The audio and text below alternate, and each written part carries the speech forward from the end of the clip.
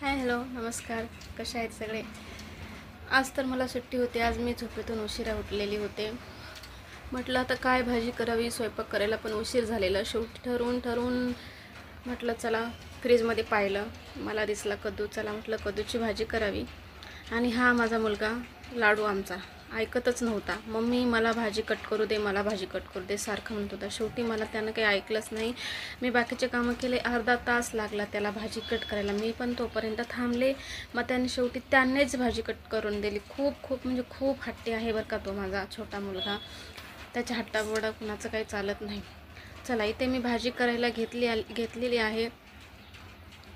सुरुवातीला तेल वगैरे, जिरे, मोहरी, कढीपत्ता, हिरवी मिरची मी असंच ठेचून टाकलेली आहे. लसूण टाकलेलं आहे. त्याच्यानंतर कट केलेला कद्दू टाकलेला आहे. मस्त हलवून वगैरे घेतली. पण काय झालं, शेवटी माझ्या हातानं हळद टाकायची विसरली. मग नंतर आठवण आली तर नंतर टाकली हळद.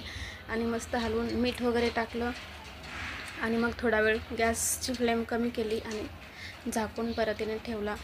तर 5 मिनटं ठेवला तर मस्त असा उकडून बसला. आणि त्याच्यानंतर मी शेंगदाणे पण टाकलेले, तो काही दाखवलं नाही. चला बाय.